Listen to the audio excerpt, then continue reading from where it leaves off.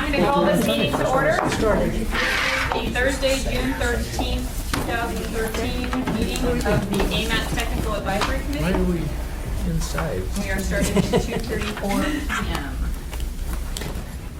And first, yes, roll call. This is, I think, most people I've seen here in a long time. Is that Steve? Here. Mr. Hanson? Here. Mr. Marks? Mr. Weaver? Here. Mr. Rebuffo? Here. Ms. Witt? Here. Oh, that's Mr. Morgan. I said Mr. Morgan. Oh, Morgan. Sorry. It's okay. Sorry, Ken. I'm being relabeled. I was just discussing. I know everybody's first name. I've called it worse. Miss Marmello the Flake is here. Miss Heil. Present. Mr. Carr. Present. This is his last time. Yes. with us. Mr. Lindemoon. Present. And Miss Cars, who's here. All right, we do have quorum. Teresa, would you please make our public involvement announcement? Yes, we encourage public participation in all of our meetings. And usually what happens is staff will make the recommendations or presentation.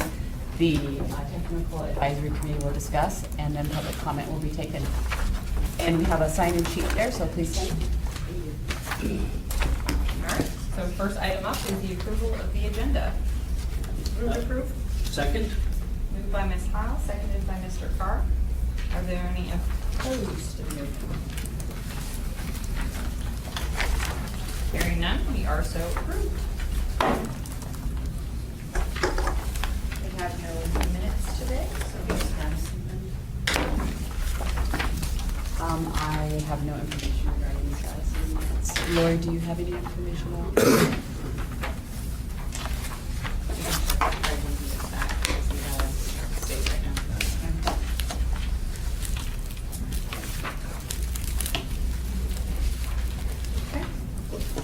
So first up, item 5A of our business items is the 2015 to 18 tip criteria approval memo.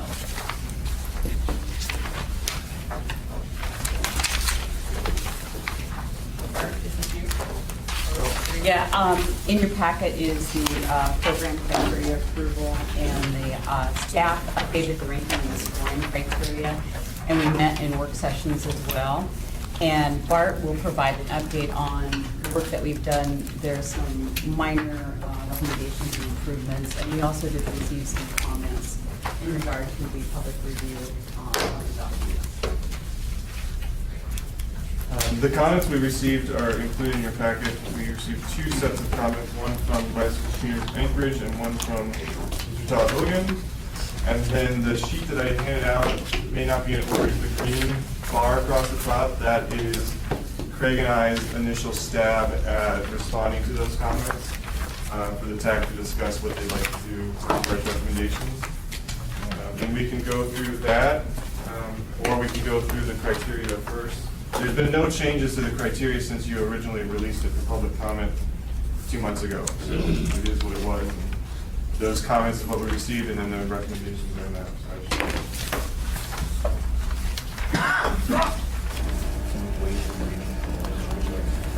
Are we going to? Okay, let's do one by one.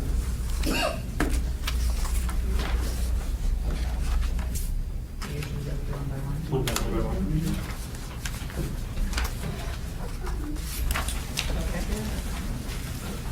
The comments one by one, is that what you said? Yes.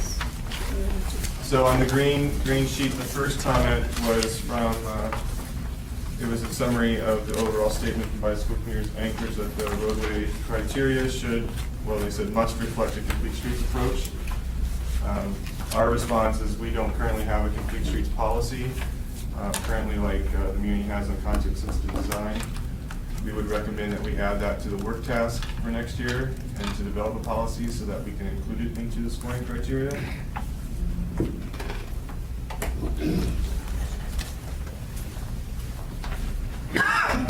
Yeah, I would suggest at this point, since we have started really developing the next 2-year UPWP, that we, as a TAC action, modify that a little bit to say consider adding a task, because to pursue and try to implement a complete streets policy is going to take a whole lot of commitment, both the local and state administration.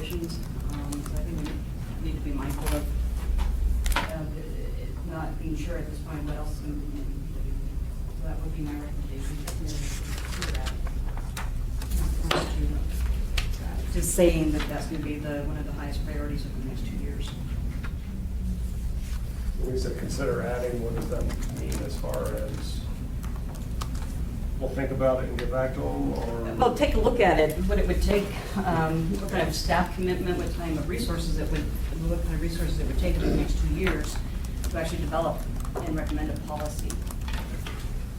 Bart, what is our current 2013, 2014? Okay, so we'll be looking at next year, 2015, 2016. No, it is 2013, this is the last year.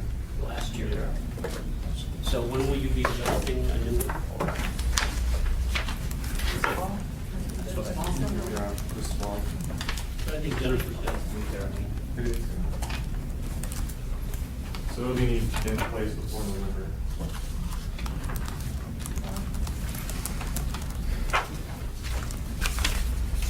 Do you want to add the that we've done before? We have, because we. Letters and. Just before we can make a decision, we have to, if we make an action, we have to open it to public forum.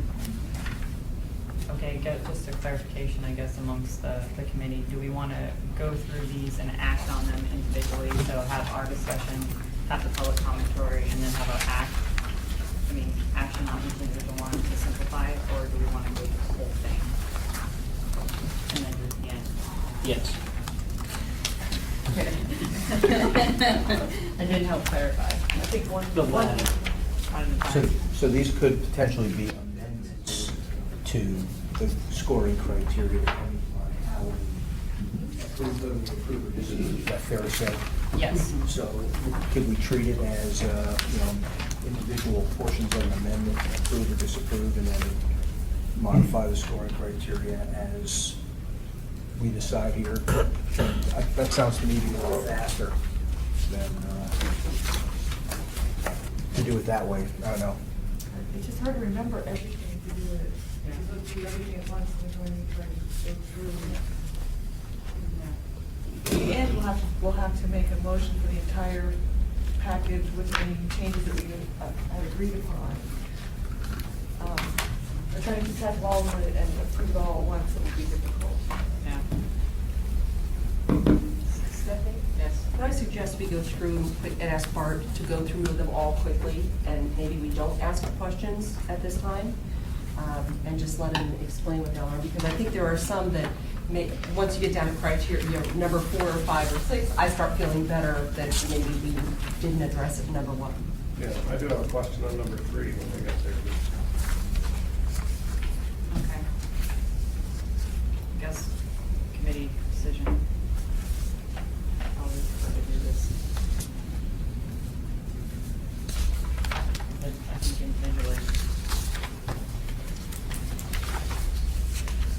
I think it'd be easier just to do individual, those are simple. I mean, do individual ones. Make motions, because if we try to do it all in the end. I'd go through and just do a really brief Okay. on all of them, and then go through and do them one at a, I think then one at a time is fine. Okay. Okay, then why don't you quickly brief us on everything and then we'll go back. Okay. All of the comments had to do with multimodal bicycle pedestrian transit use being incorporated into the roadway category, roadway safety. Complete streets was a suggestion then that we measure LOS and we leave out things as mode shifts and then complete streets policy with that. There was another comment that the safety criteria may not incorporate all crashes with bicycles and pedestrians, it's just cars. Then, just quickly, we feel that is captured in the Highway Safety Improvement Program Index, so we feel that we're covered there, and we can explain that in a little bit. On the second page, it needs more points for safety. The entire safety category should be elevated and given a higher weighting. Staff agrees with that. the category for livability, they suggested that the ranking was too low, that the weight needed to be elevated.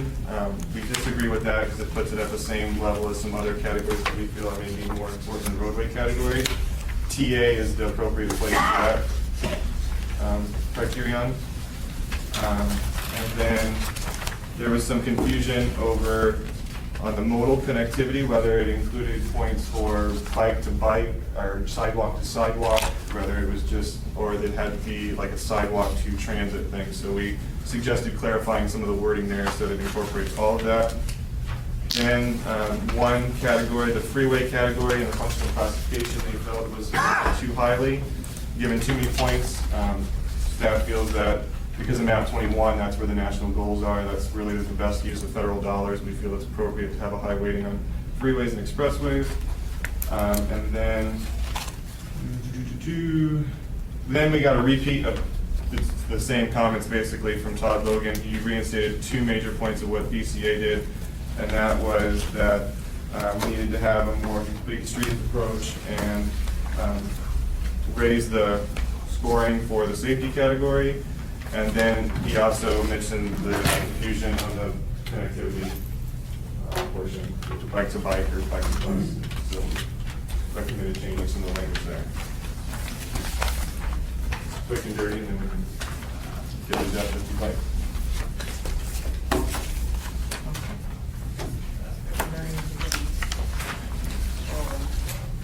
Bring us back to the beginning.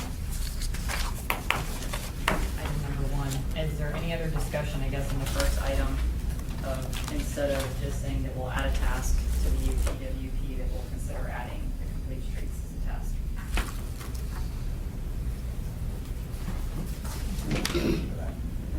Yeah, that we consider adding? Yeah. Yeah. Change the wording. Okay.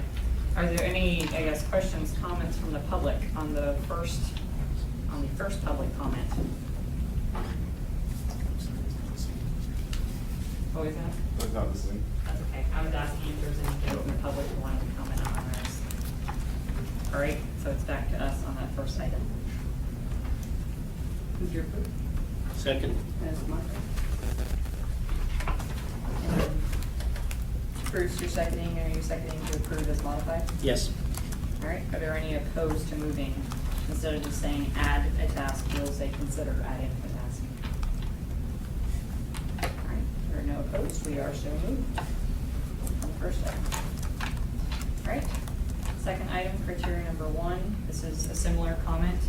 It says that we do not have a complete streets policy, and so the recommendation, I think, would be the same, to consider adding.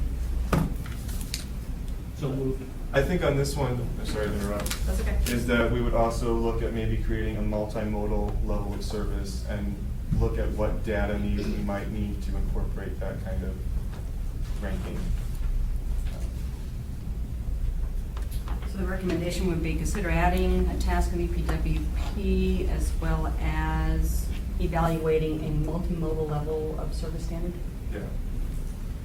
And both the multimodal LOS and the policy for the complete streets is within our MTP, our 2035 MTP.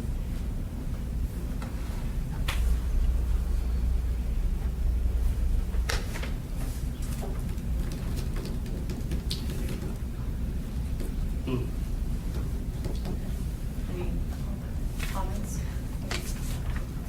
Ready? Are there any? Do we have a motion? Not yet, we have to go to the Okay. public, I was just asking if there's any more comments.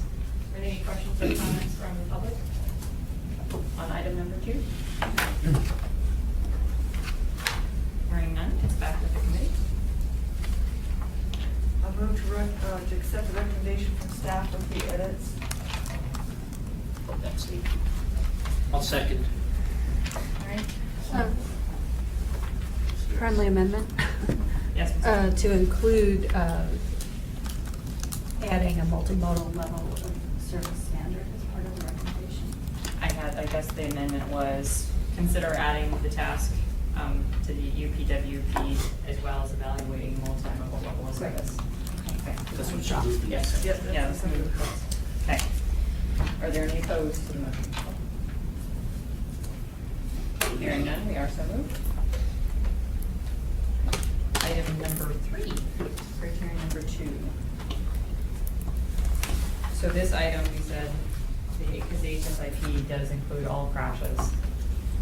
It does, and if you're not really familiar with HSIP, it's a big handbook, so it takes a little bit, unless you work with it, you probably won't understand it. So they have 2 different criteria that they have an HSIP safety index and they have a severity index. One can be used for intersections, one can be used for segments of the roads. And it takes into account any type of crash, but it really emphasizes fatalities or major accidents. So we would like to continue using that criteria, and then I have some proposed language on how we might incorporate that to address this comment specifically that I can pass out if you'd like. Yes, please. I didn't want to overwhelm you with handouts that were out of order before we started the meeting, so. I have a question, Bart. Does it include pedestrian, bicyclist crashes? Yes. I guess it includes all reported crashes. Okay. Yeah. Yeah, and any type of fatality would usually be reported. Yeah, all fatalities would be reported, but, yeah, whether it's vehicle pedestrian, vehicle, bicycle pedestrian, vehicle moves, I mean, Right. like, Okay. they're all the different qualifications, we have them all. So Bart, this is your recommended changes to the scoring criteria to reflect Yeah, so if you were Fix on to this one. compare the HSIP manual and the scoring criteria, you can see the correlation between them. And it's pretty transparent how it would be scoring these types of projects. We'll be doing the analysis. Probably our traffic safety department, who does the HSIP projects. I met with Anna a couple days ago to see what she would need to make it very clear what she was looking for in these projects, and this is what she recommended.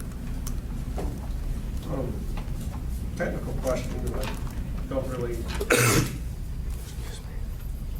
the answers have been good, but I know the ped plan and the bicycle plan, there were specific crash indexes figured out in that. How do those fit into this HISP safety index? Are they compatible? Do they get the same answers? They're not compatible. They're completely separate. They take into lower severity crashes. And for the amount of projects that we typically get for the tip, we can't score all of them for every crash. So it's easy just to weed out the more severe crashes. And that's what this allows.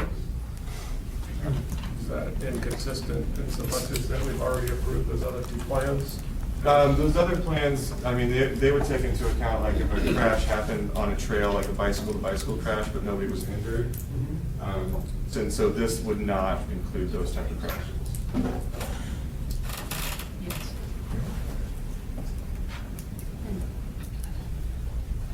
Is there any other discussion? Or, yes, there is, I'm sorry, Stephanie. Okay.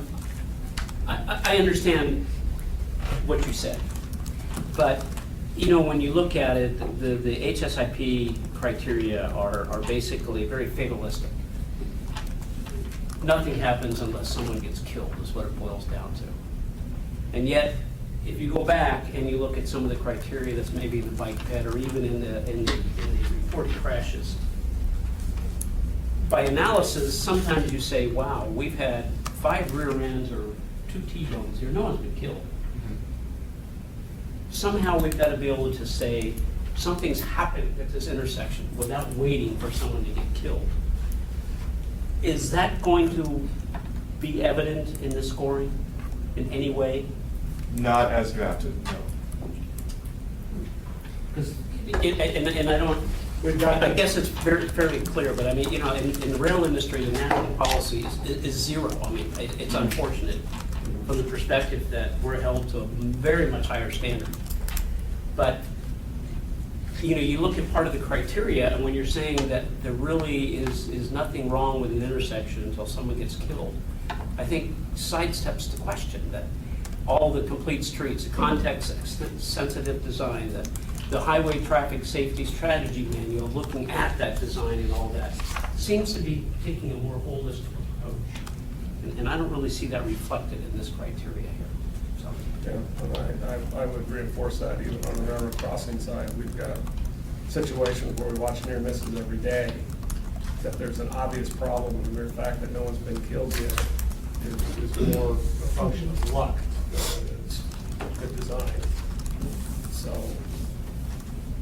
I don't know how we address that. I wish I had an answer, but I don't know what it is. There is an element that's been added here for predictive. And there is a new safety model that's in place, at least for freeways anyway. I'm not so sure about the urban environment. It does provide a predictive model, and we are looking to use that for programming some of the HSIP ones, looking at them with that as a methodology, and also looking through the rear view mirror, if you will, at the collision histories that we have. Trying to approach it both ways. But that's Seems to make more HSIP. sense. It seems to make more sense. And HSIP may give, I guess, yes, it highly favors those fatalities and major injuries, but it's also a comparison, I guess, across the standard. And you have a certain, it's sad that there's a certain number of crashes that are anticipated at certain intersection types. And when an intersection or a corridor is elevated, it rises it, I mean, it becomes apparent that there's a situation there. Maybe there hasn't been a death, maybe there hasn't been, I mean, anything, but it does show that statistically it is, I guess, quote unquote, less safe than other comparable corridors. So, unfortunately, yeah, traffic safety is kind of morbid.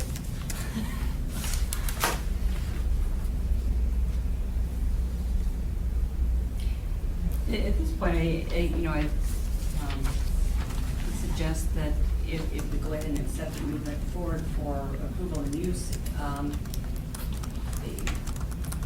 and see how it works. I mean, what this criterion tries to do is to use hard data in helping to set priorities consistent with the national safety goal. And if we find that there's not enough information on some of the types of facilities that we're evaluating, or that it may need to be softened to be more anecdotal as opposed to hard data driven, then we consider it then. But I think it is one of the, because there is such a big focus on safety under MAP 21, and we do have the data and the program in place to help filter projects, that we give it a shot and see how it works. I know we've tried to do something similar to this on the statewide side, and it's not always easy because for statewide applicability, because we usually don't have safety problems except for in higher volume, higher population areas. Any other comments from the Under Mrs. Witt's guidance, then would we potentially recommend to consider a task in the UPWP that maybe see what's out there that's maybe better suited towards multimodal urban environments? See what else is out there over the next couple of years for future consideration, with the understanding that we've got to do something now. This is what we have, but it may or may not be the best option.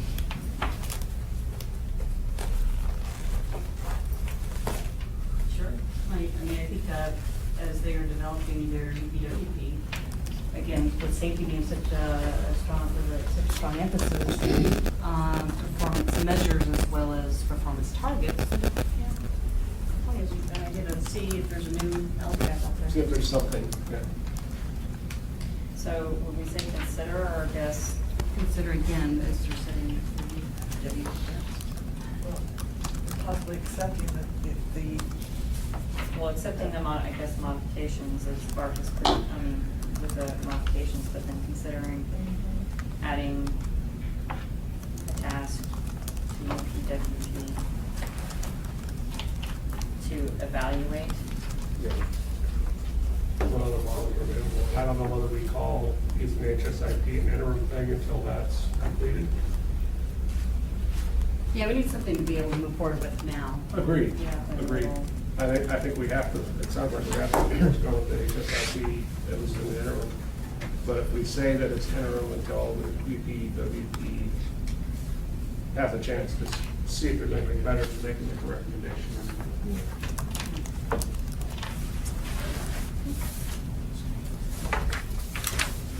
Anything else from the committee? comments on item number 3 from the public? Hearing none, it's back to committee.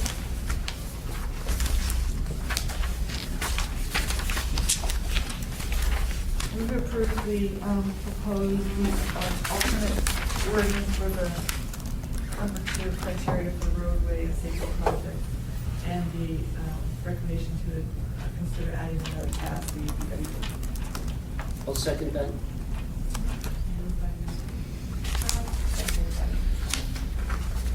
Are there any opposed to the motion? Hearing none, we are so moved.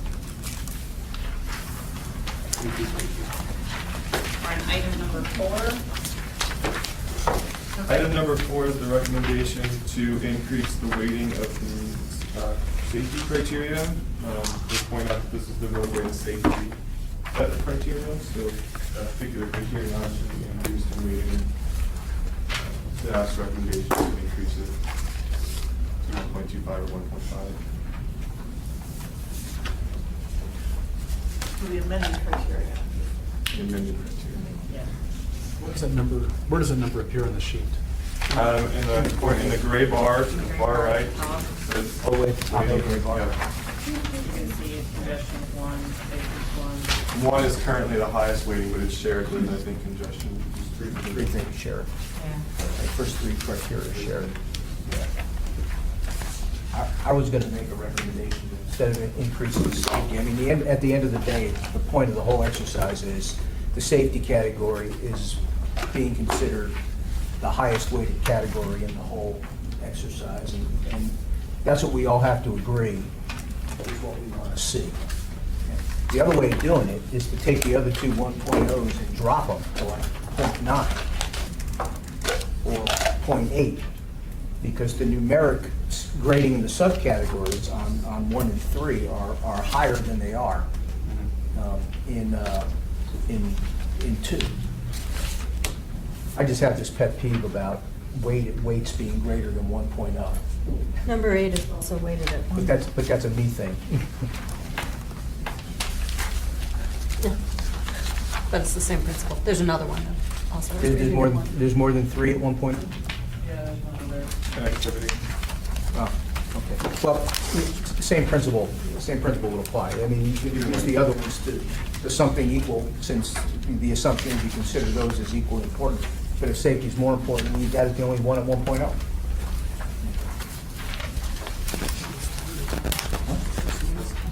We did one. Any other Skip Jim up here. comments, questions, discussion? Stephanie, yeah, I mean, if staff agrees with this, which I'm really pleased to see that they agree with it, it seems to me the first criteria should be improved safety. Our goal isn't to reduce congestion and then improve safety. I think the goal of the highway system should be to improve safety. But They're both national goals, though, they're not listed in multi-border. we seem to have that order here, though, when you look at some of the criteria.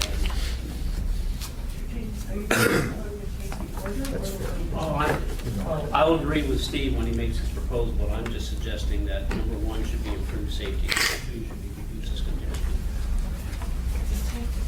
There's a difference. It's a difference between what we're talking about.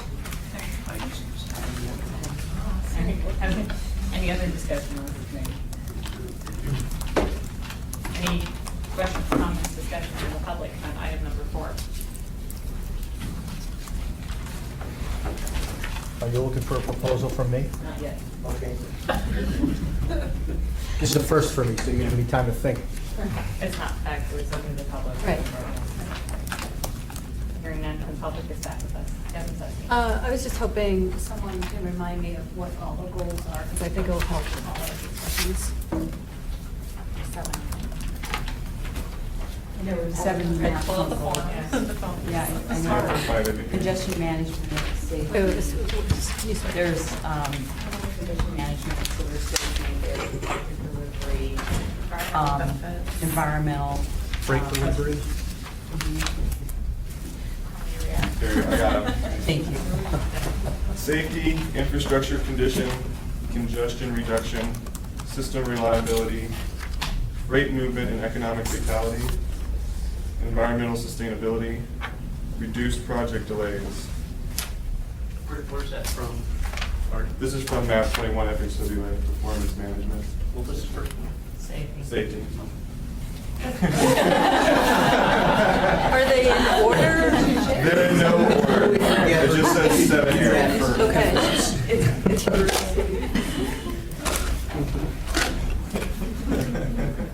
Walk right into Softball, that.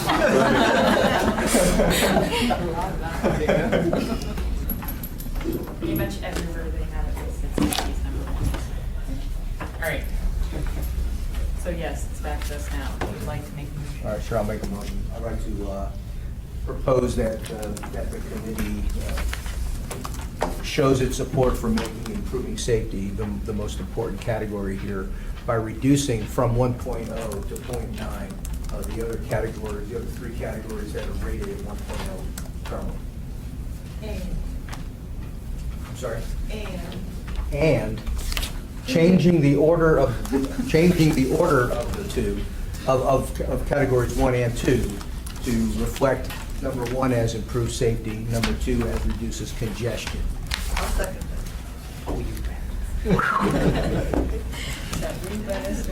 Can't wait to see those minutes. Seconded by Ms. Are there any opposed to the motion at hand? Yes, I'm a little concerned because staff is recommending the rate to go from up to 1.25 or even 1.5, which puts a bigger spread between the 1.0s. So frankly, is really dropping everything to 0.9 really going to make the difference that staff is recommending? Well, I don't know. I didn't do the math, to be honest. I did not do the math. 1 divided by 1.25, it drops it down to an 8. Well, but if you're 0.8. dropping 3 things, that could be 1, 2.9s. It becomes a real, I think we went to that level of detail on that meeting. Yeah. I think For simplicity, I think just keep it the way it is, makes sense. What do you mean? Sure, maybe bump it up to 1.25 or some such.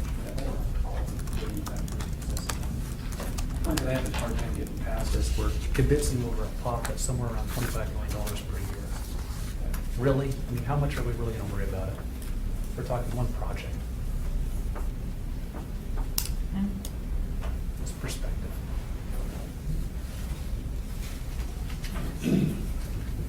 Well, we moved, we were seconded. I don't know if there's any friendly amendments or changes. Any opposed? All right, you're opposed to the I'm motion? opposed. You're opposed to the motion. So since you're opposed, we'll have to go to a vote. Ms. Epstein? You're in favor? Mr. Hanson? Yes. Mr. Wharton? Nay. Nay. Yes. Yes? Yes. Yes. Ms. Witt is not with us at the moment. I'm yes. Yes. Mr. Kerr? Yay. yes. Technically, with ARC, you only get one vote, so. I think you're right. Still a vote. Okay, so yeah, I'm skipping you. That's Well, you looked at me. I said I did. I'm gonna skip you. I support Bruce's, yes. She's looking over me because I'm wearing my nightgown here. Ms. Kerr? Nay. All right, that is 7-4, 2 against, so the motion passes.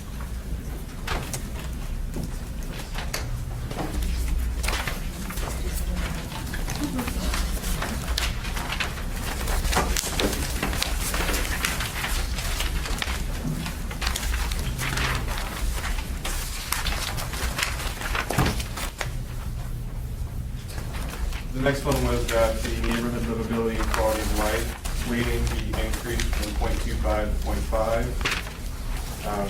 Staff feels that they also reference that it's 0.5 in the TA category is why it should be 0.5 in this category. Staff feels that it's more appropriate type of projects would be funded out of the TA category that more emphasis should be placed on the quality of life on those type of projects, the trails connections, things of that nature. And elevating this category to a 0.5 would make it the same weight as things like project delivery, functional class, and the cost benefit analysis. We just don't feel it's at that same weight.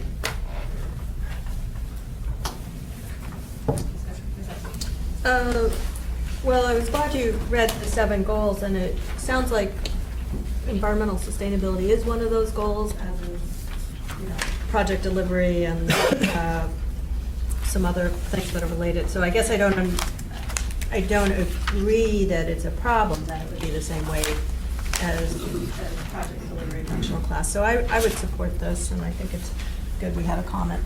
Yeah, I seem to remember the very same conversation when we looked at these categories the first time. That, you know, it made more sense to follow the one that Bart just put out there as to why it ought to stay the same. Any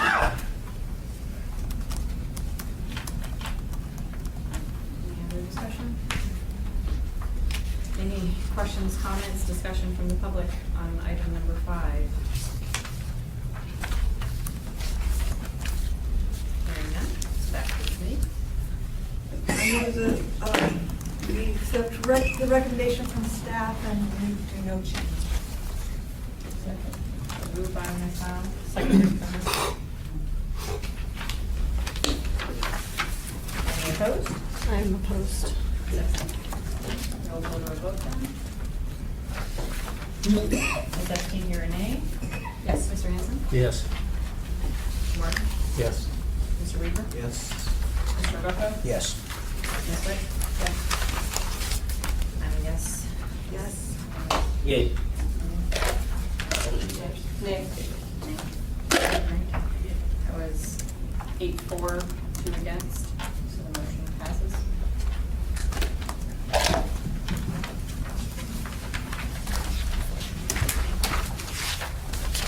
The next comment is on criteria number 8, connectivity. Section B, there was some confusion on whether or not we would be giving points to bicycle facility transition, pedestrian facilities, or if what we meant by intermodal was that one had to go to another, like a transit facility. So what we recommend changing there is the language on letter B to just say includes modal links and or improves mode transitions, and then 1 point for each. And then there was also a comment that that category should be worth a total of 5 points, similar to 8A, equal to the roadway portion. They would get 5 points in A and then 5 points in B. We recommend leaving the 3 points possible in B. So the recommendation really is some slight edits to be Oh, yeah, and then no change to the B. correct. Okay. Changing the wording in B and no change to A.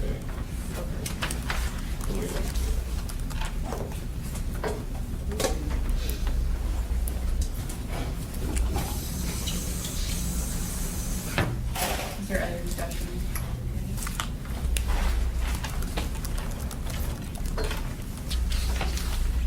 Is there any questions or comments from the public on item number 6? Hearing none, back to the committee. Move to accept the staff recommendation of the slight edits for clarity and no change to the weight. That is now. Do I have a second? Second. Can we have a quick discussion? Oh, absolutely. On connectivity, if we're going modal links, you'll know what I'm going to say next. Obviously, this includes railroads.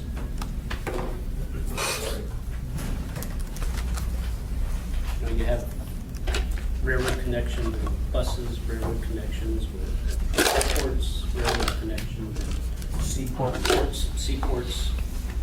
So I'm assuming someplace in here, and perhaps wrongly, that if a project is proposed to make that modal connection, it gets scored appropriately.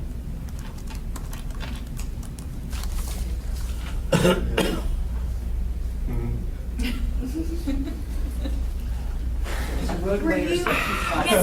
He was at that work session. So glad you can You make were it. at the work session. I know. He was at the work session, and I just noticed it. Yeah, no, it would be difficult to find a place to score that in this section as drafted. The concept of modal links, though, is that not included? The concept is included in there. I think maybe we can tweak some of this. I mean, that's. Maybe add the another- struggle we another had point in the work category session there. is that whether you say incremental, whether you say multimodal, the definition is fuzzy. Well, I agree that the way to solve that is just use modal links. Our question is, if you have a project that's proposed that includes a link with railroads, is that going to get full credit? How do you define modes? What are the modes? I think You that's have really. air mode, then you have surface transportation modes, which includes railroads and highways. And then you have port modes, water mode. Maritime mode, is sea mode, whatever. Yeah. So a suggestion for improving this would be eliminating the individualized categories on the right, the transit, bicycle, and pedestrian, and just say 1 point for each mode link and lift, air, railroad, bike, ped, transit. That's great. I like that. Et cetera, and then so it Yes. can be considered on an individual. Right. basis. I like that. And so the max number of points you could have would be 3, If you- depending on the Three type. minutes. You know, take a bike, stick it in a container, truck it to a railroad, and you get three. I accept it as a friendly amendment to the edits. We've discussed it so far. You accept it from the Yes, I do. Okay, so we have a move and a second, to modify the wording to say modal links, and then to modify, get rid of the transit, bicycle, pedestrian, and just have it modal links and describe, get a point for every type of modal link that you have. Up to 3. Yes. All right. So that motion's, are there any opposed to the motion at hand? Hearing none, we are so moved.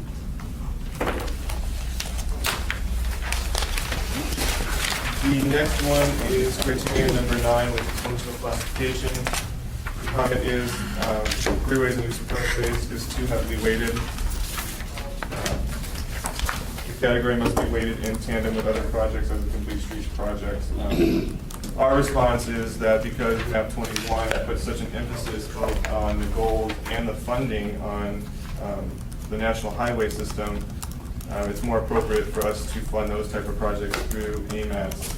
Typically, almost all of the projects in the TIP right now are on the NHS or enhanced NHS. It makes more sense to fund those with federal dollars. So staff recommends no change. Any discussion? Mr. Carr? The majority of the projects in the TIP are NHS or state highway? NHS or enhanced NHS. Under map 21, all the principal arterials are now part of the enhanced NHS, When you're saying the majority of projects, you mean funding-wise? the funded projects.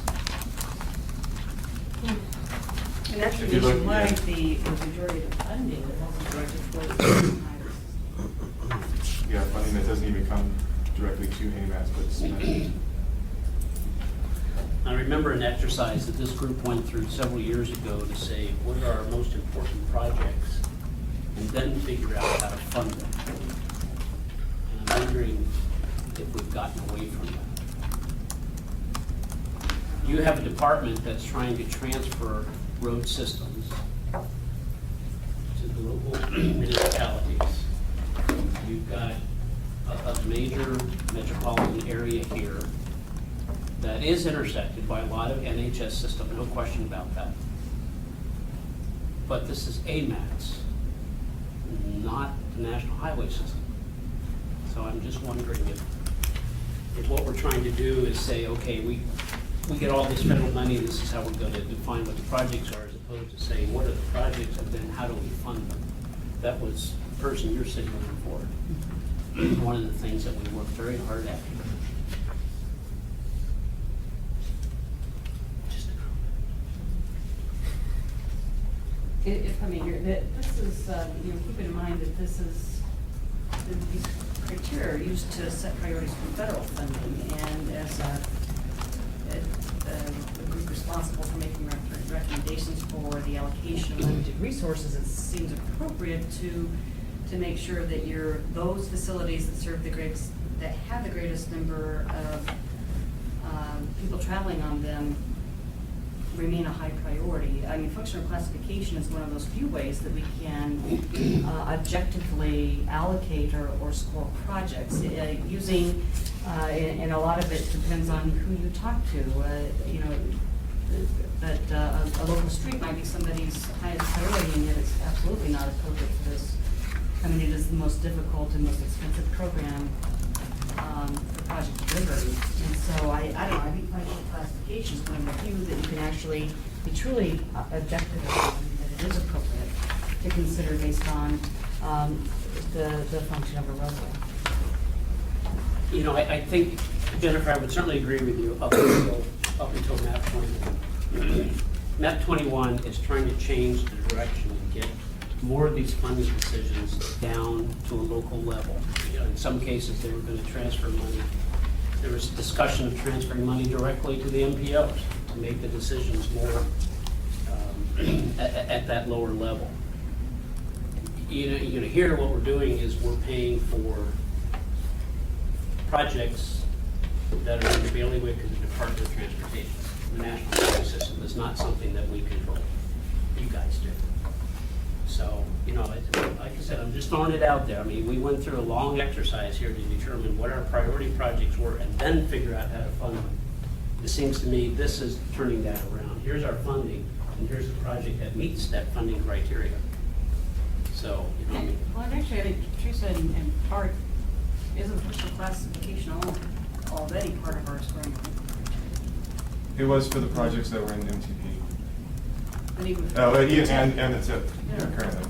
There's something new. Yeah, I mean, and just something to keep in mind that when you look at the weighting of this and the possible scoring, it's something that scores very heavily as far as connectivity, safety, and congestion, you know, will still rate quite high, even if it's not, I guess, higher classified in this one section. I mean, and it does, this conversation we had at our work session, it ends up kind of spreading it out. But it is something both in our development of our capital improvement. I mean, we look at the volume of people being served because we want our money to go as far as we can. And the more people who are using the facility, really, the more people it touches. So. Well, it's just as a clarification, though, I don't believe, for instance, a difference in classification between a freeway and expressway and major arterial is purely a function of number of users. It also boils down to type of use.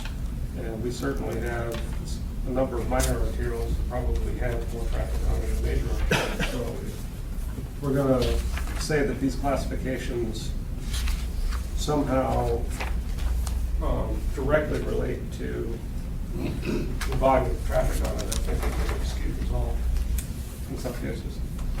Well, I actually think that's why we're going through the updated official streets and highway plans to make sure that those things are properly represented. I mean, that's ongoing, having been, the update to us has not been adopted by the Assembly yet.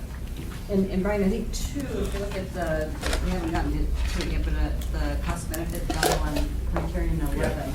Yeah. That's where the AT really does drive. It is reflected elsewhere, you are Yeah. correct, but, you know, I didn't want to leave it on the note that somehow, just because it's classified as a freeway, doesn't mean that there are major arterials out there that actually carry more volume. who came up with this comment? I need to talk to him.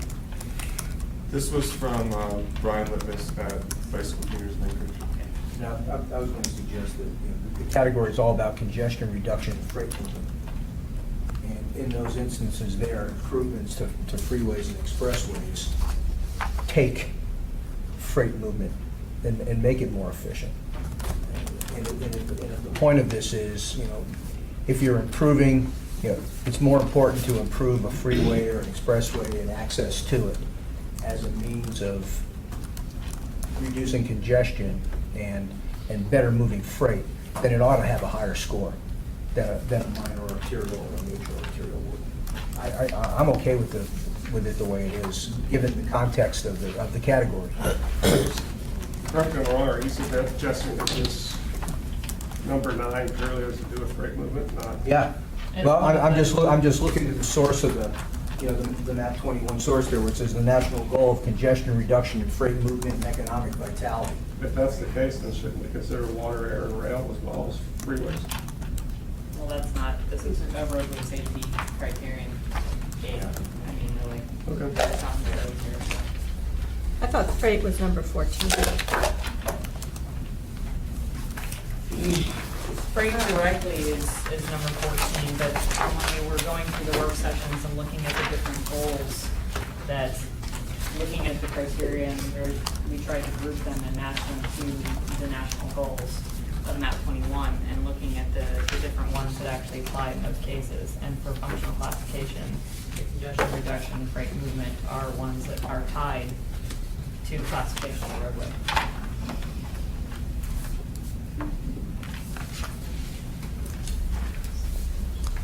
Any other discussion from the committee?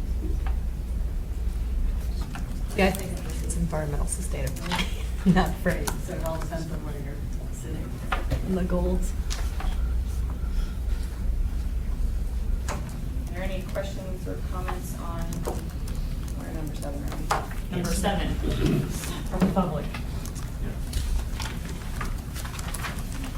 Hearing none, back with us. I'll move that we adopt staff's recommendation.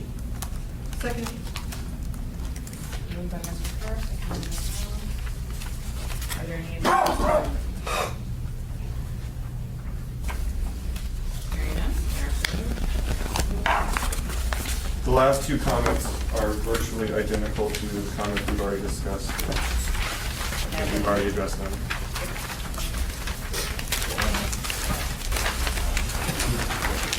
Do we need to take action on those statements? Or just say no action? Are in those two, I guess, I think when I read through the comments, I had a couple minutes to read through them, they pretty much are identical, so I don't know. That would be questions on that. Okay.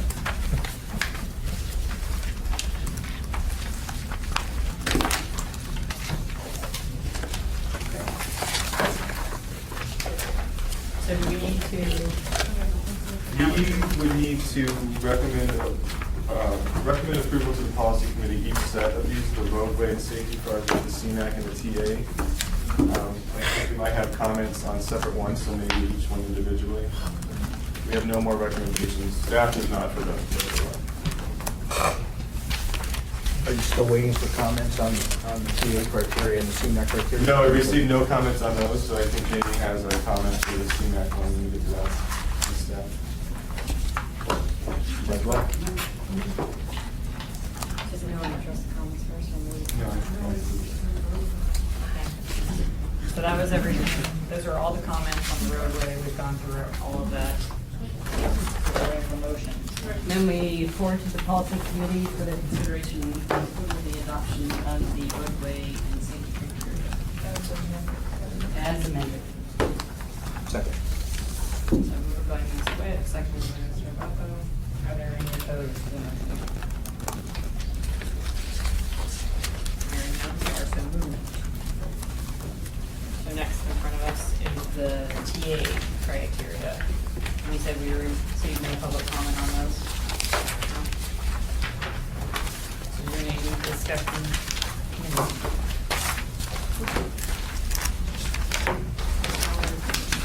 I know we had ours.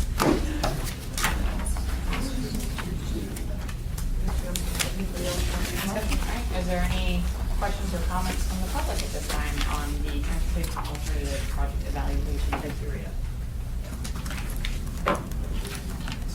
Hearing none, back with us.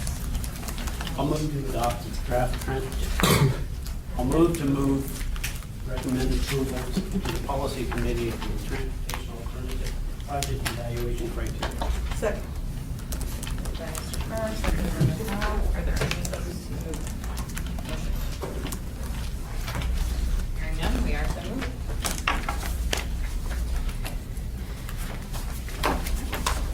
Next is the CMAC project evaluation criteria.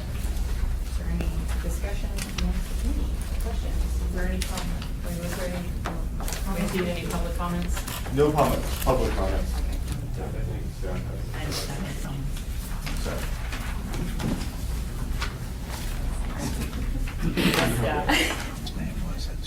So I'm just looking for an amendment to some language under the section that reads effectiveness in reducing congestion and/or travel time. You'll see that there is a bold section that says provides, encourages use of alternative transportation methods and/or discourages SOBs. Excuse me, where are you? That's Sorry. points number Where are we? 17, top of the second page. Oh, okay. Got it? The effect, yeah, it's really tiny. Sorry, it's really small. Yeah. So right below that, I'm looking to amend some of the language that says project provides for new transit service. Just basically, with the new CMAQ guidance that is coming out, there is room for operational and management strategies for new transit service and facilities, and I was just looking to incorporate that language. So the 5 points could be Yeah. either for provides new service or for the operational and management strategies. Expanding that one. Expanding it, yeah, just basically giving it a little bit more. Or say new transit service, comma, Sorry, or new transit service or facilities. new facilities? Sorry, I'll start over. Project provides for operational and management strategies for new transit service and facilities.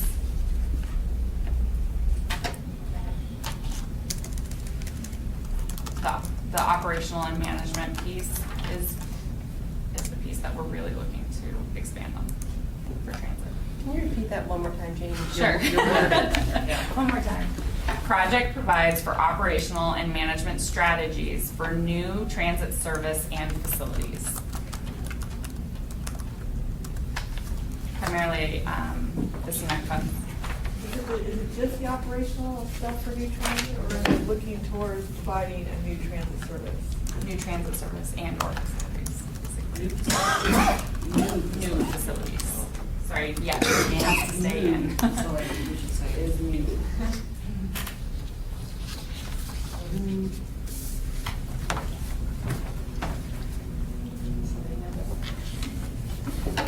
Modifying an existing one or inserting a new one? I think it's modifying Or modifying. Modifying the existing. So that would be where the 5.1 would read. Instead of, I just want to clarify. Same number of So points. instead of saying the project provides for a new transit service, we're saying project provides operational and management strategies for a new transit service and facilities, or should we say or And or facilities. And Jamie, what this does is recognizes the eligibility for transit operations for CMAQ. Which is new. With matching one. Got it. Sorry about that. Any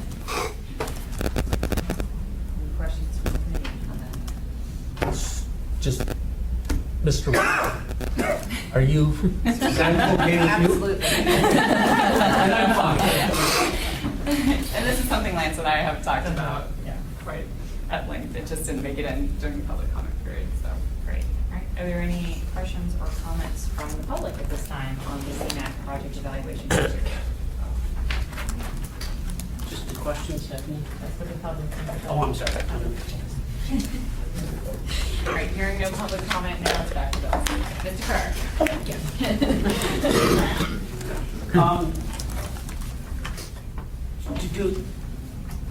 The term of art, I think, is becoming public transportation. And Jamie or Jody, is there some bias towards just referring to transit as bus service? Or should we really be saying public transportation? I think we could definitely say public transportation. I think it was just. Because, if you look at map 21, it's public transportation that they talk about. So I'm just wondering if we should update our terminology in here. Correct. I'm pretty sure they also have updated the definition under map 21 of public transportation. So I think that would be definitely appropriate. Why elsewhere? So, I mean, management strategies for public transportation services and facilities. Well, I'm just wondering if that comment Well, will just make actually it- have a throughout. Yes, that Effect was my, throughout. Rather than. yeah, I mean, public transportation is the term of art now that's used in that kind of. Because we have some of them that say, project is located within a quarter mile of an EJ zone, but does not, but does provide access to, improved access to transit, pedestrian, and bike facilities. And if you said improved access to public transportation, pedestrian, or bike facilities. So are you recommending a scrub to replace every Just transit take the with? word transit and make it public transportation. I would make that motion. We do? Okay, I can modify that motion. That'd be good. Okay.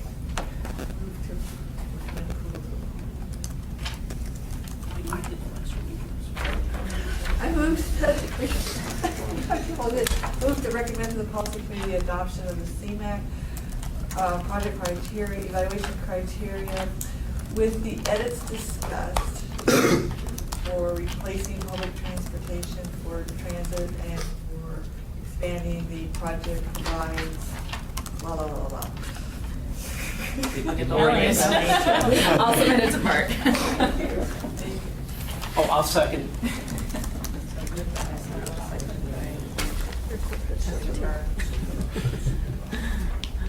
Can I ask if, I know we have a motion, I just have a question. Is there a way that we can make this look like this? I have it. Okay. You wanna see it? Some of the text on this one, when she was saying the effectiveness of reducing congestion, I have young eyes, and that was even hard for me to see. I'm looking going, where is that? I didn't even try. I know, so. When we submit it to the policy committee, it looks like this. It's just like it. Fantastic. All right, so the motion had moved by Ms. Allen, seconded by Mr. Farr. Are there any opposed to the motion? Hearing none, we are so moved.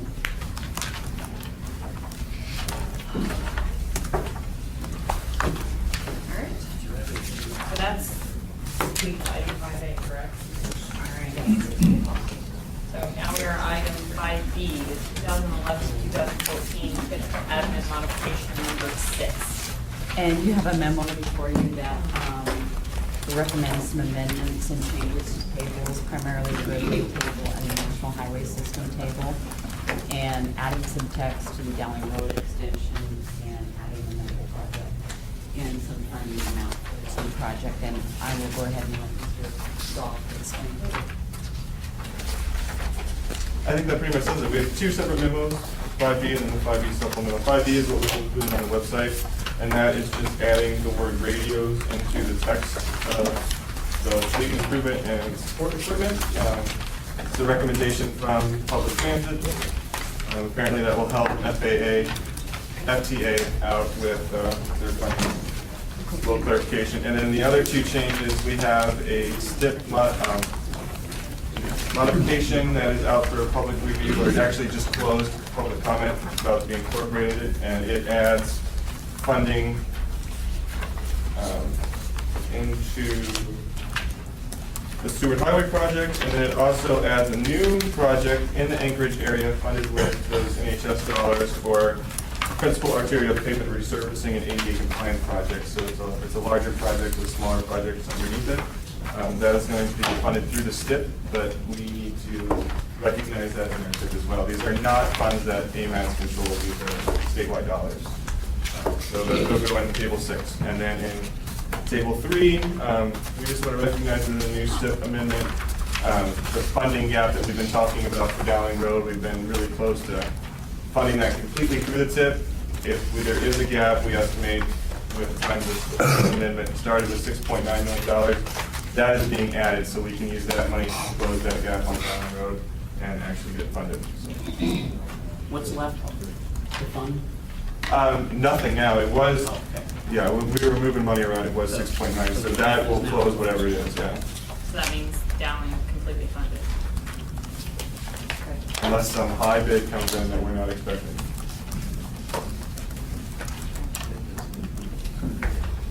Is that for next year? That's supposed to be this year, this federal fiscal year. Start and complete? Oh, no, to fund it, and then we'll start construction Next. next year. Sorry. Okay. Ms. Wick? The tables that we have here, Bart, right now do not have the new NHS. On the Large stapled material. supplement, it has the two changes on the NHS tables. They were not posted online. We got Okay. those to Got it. Greg Lake.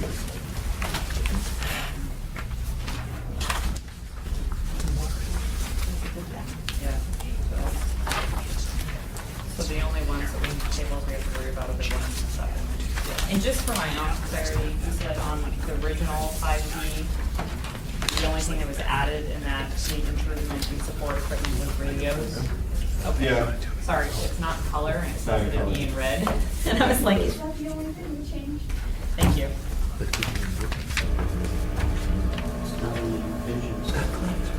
I know, apparently. I didn't get it.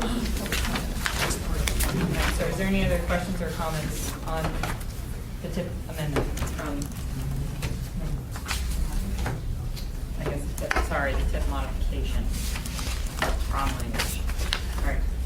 So are there any public comments on item 5B, 2011-14, TIP admin modification number 6? Hearing none, back to the committee. Move for approval. Moved by Mr. Buford, seconded by Ms. Howell. Are there any opposed? Clarification, it is for 5A and 5B that we're approving. I'm sorry, 5B and 5B supplemental. Yes. Okay. Are there any opposed? Hearing none, we are so moved.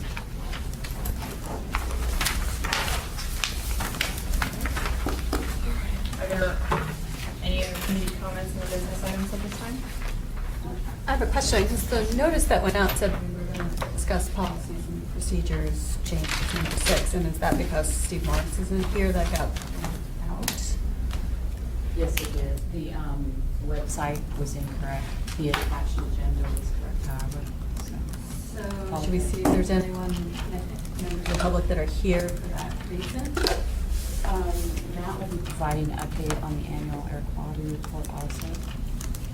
Yeah, but I'm just talking about the policies and procedures about standardized assumptions, because that was on the agenda. That wasn't it? Was it?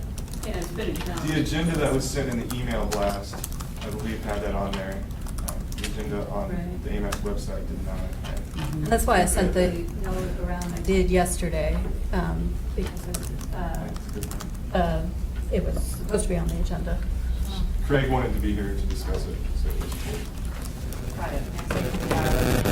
It wasn't on there, but I don't think I got the one in the email blast. But you have a good point, though. There is some here who, based on what was on the email blast, to specifically address that, you should have collected the opportunity to address it. I think so, too. So is there anybody here, I don't know what the technical name, I guess what the title was of that item. Standardized assumptions, policies and Standard procedures. procedures. Is there anybody here from the public who intended to make comment on that and would like to comment at this time? I don't think so, but there was a bullet point for socioeconomic, That's the one. socioeconomic impacts, so we're not going to be addressing that today. We are not. Okay. Would you still like to comment? I was just going to take notes on it. Okay. I wasn't going to comment. Sorry. Thank you for attending that. You get to come back again.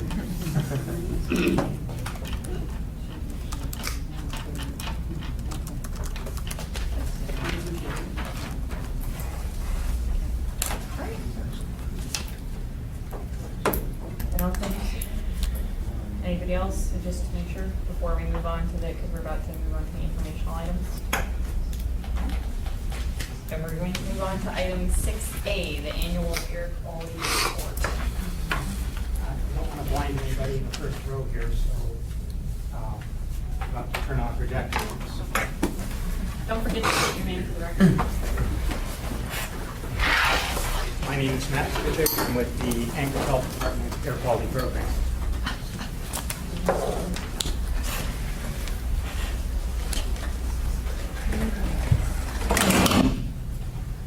Previously stated this thing was working well. I hope I'm not. It takes it a while to warm up.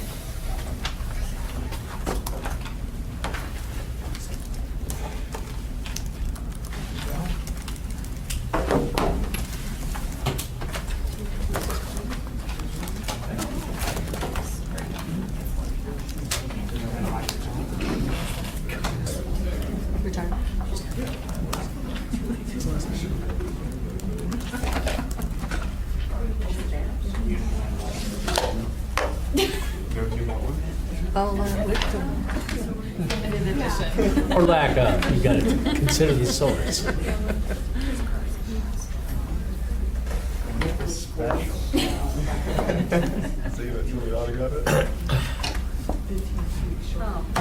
Okay, so I want to give you a update on our air quality program and pollution trends. Looks like I may have to do it from the computer.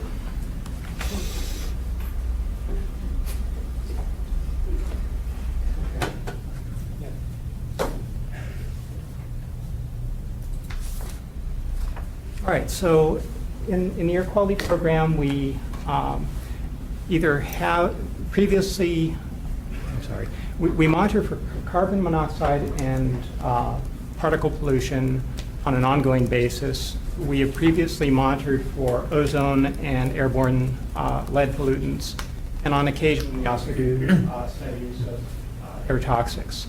We are in the process of doing that again this year. Being a smaller city, we don't meet the threshold of 500,000 people required for sulfur dioxide or nitrogen dioxide monitoring. Okay, so we have 4 current air monitoring stations throughout Anchorage. Turnagain is just CO. Parkgate and Eagle River is just particulate monitors, PM10 and 2.5.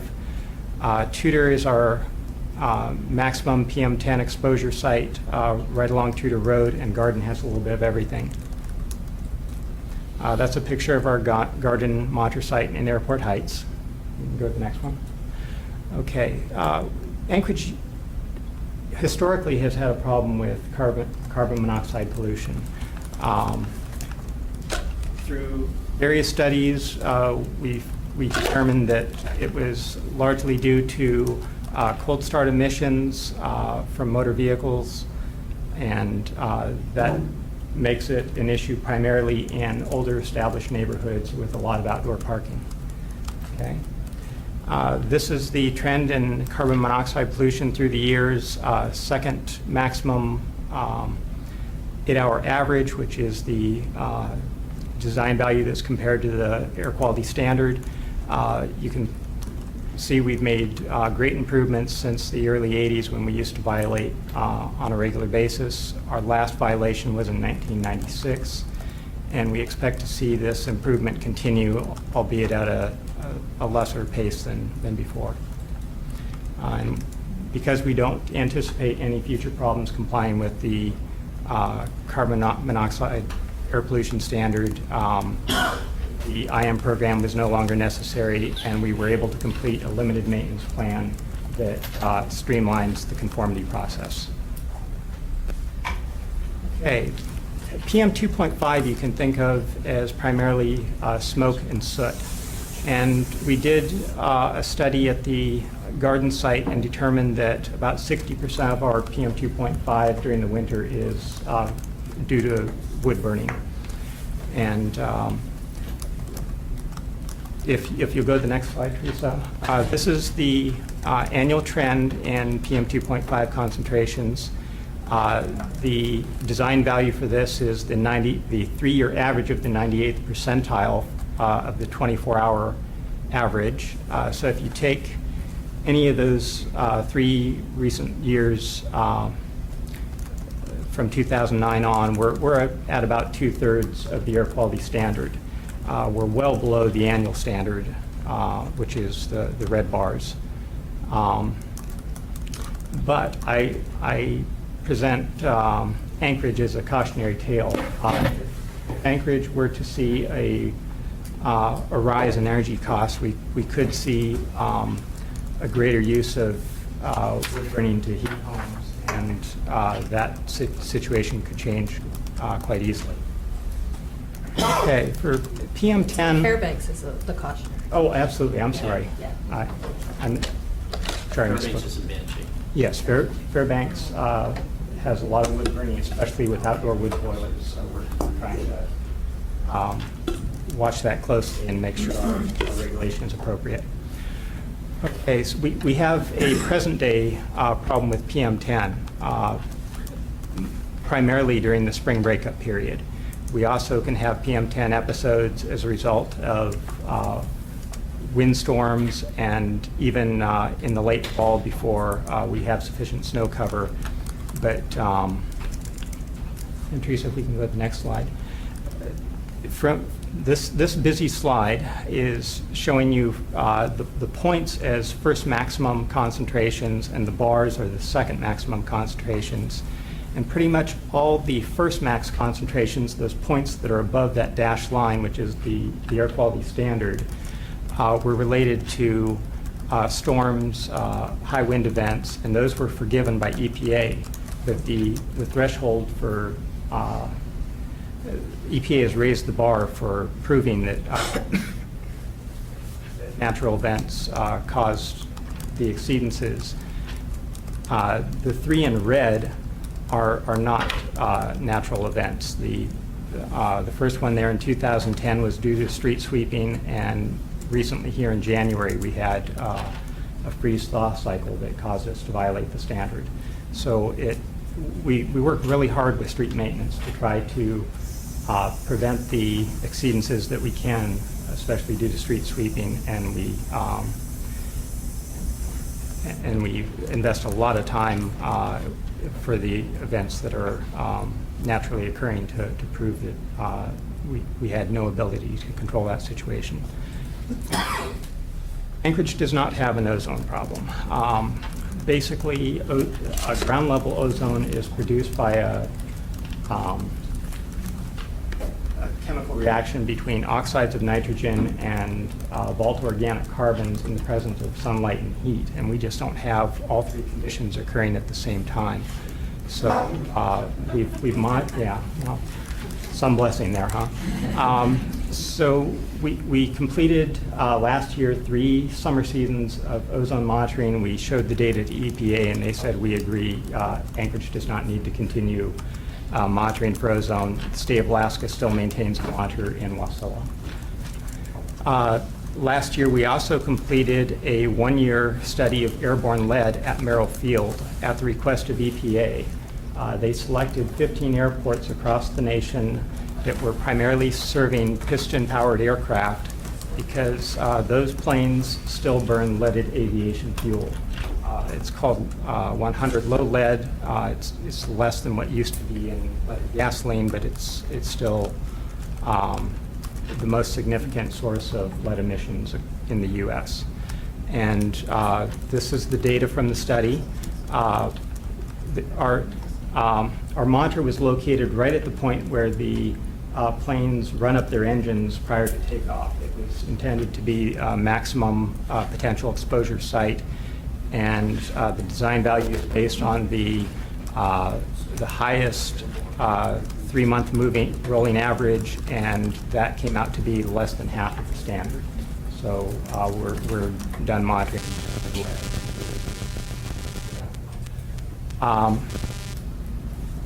Air toxics, especially benzene, continues to be of interest to us. The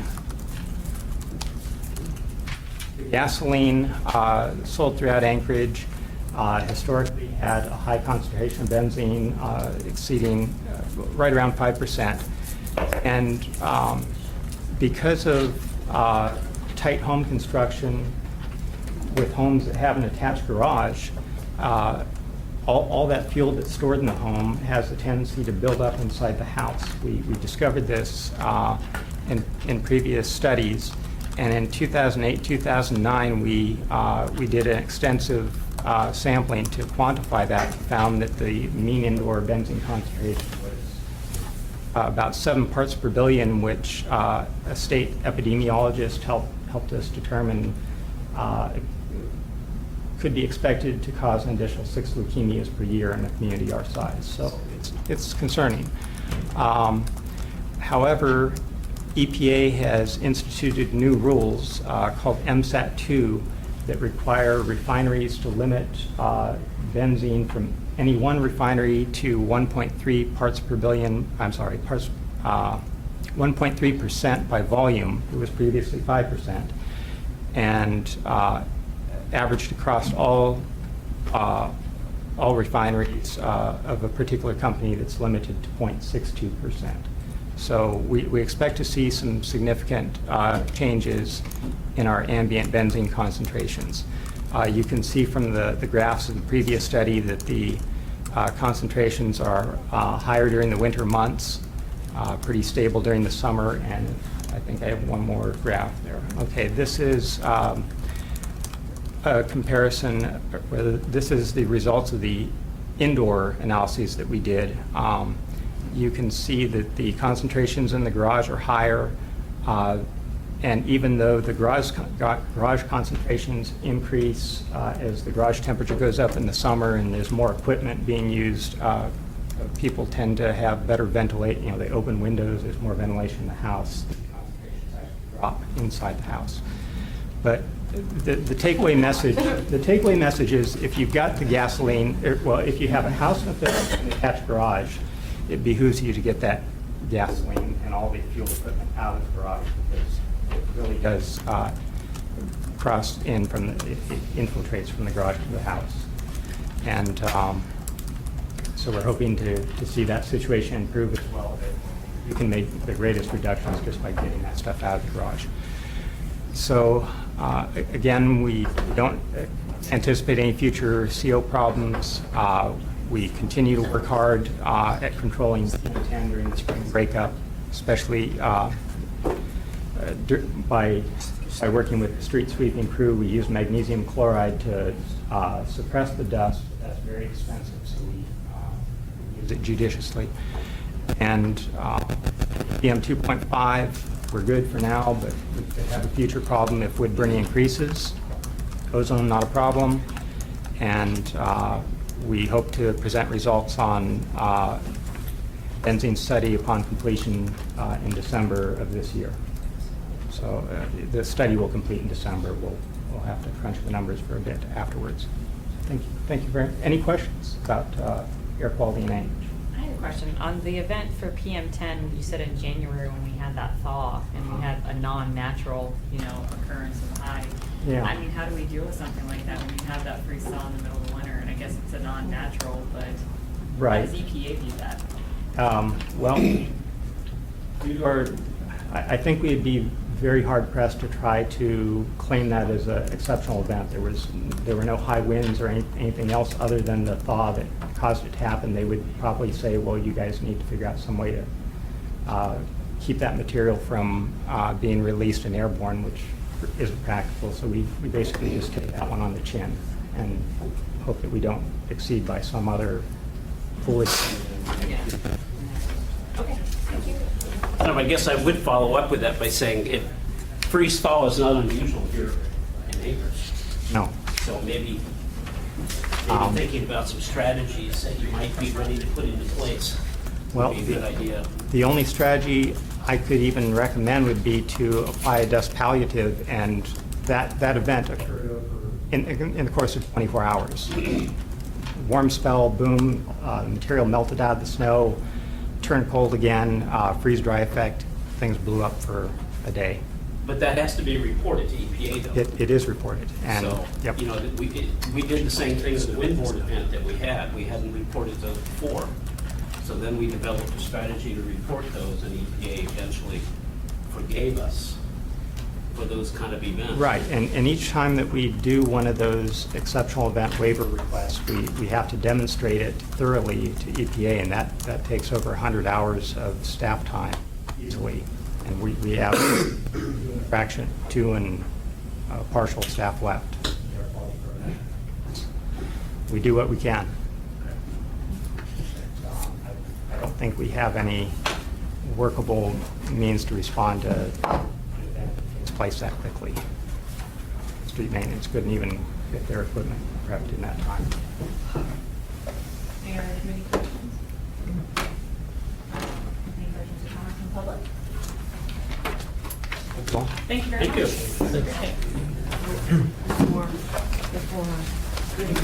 Oh, is there more on the screen? Okay. Are we gonna? Okay.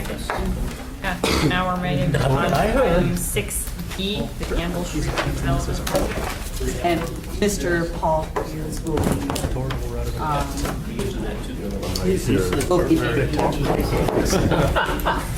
informational report. He is the executive director of Fair Business Association.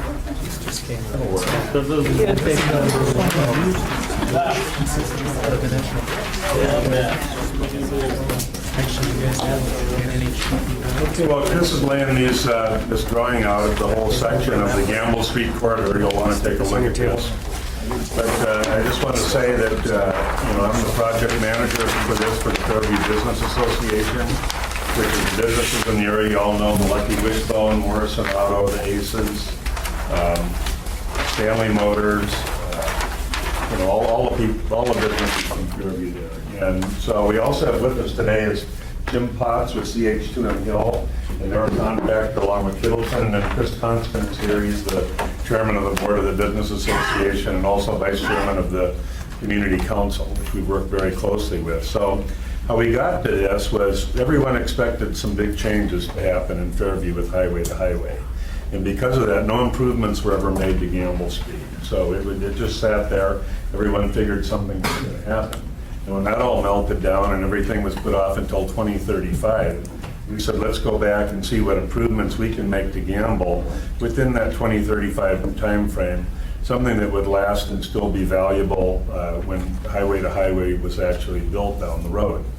So we went to Mayor Sullivan. He says, I'll back you guys up in this and write a letter. We went to our legislative delegation in the Department of Transportation and said, well, let's put some engineering behind this. So we got an appropriation of the legislature, and due to the support of Jeff Otteson, Director of Planning for DOT, the governor allowed it to go through. So we hired CH2M Kittleton to look at what were some of the improvements that we could make. And so some of the issues, we've got the road. You got 3 lanes on both ends coming into it. You got 3 lanes going out of it. But Gamble Street is a 4-lane road. We also have some sidewalk issues here. When we take a look at this, the sidewalks are narrow. The telephone poles are right in the middle of it. I mean, to get by here in a wheelchair, you have to come out into Gamble Street to try to get by it. And I'll pass this picture around. And this is a contribution of the Alaska Railroad. You'll be glad to see, because here's a telephone pole, and this is a piece of railroad rail put in front of it with a metal shroud around it. And this is meant to operate as a punji stick to spear the car coming into it as it come into the pole. But it's actually a safety issue because these wooden poles right next to the highway, if a car hits it, it's going to knock the pole over, which has actually happened and came over and electrocuted 2 people.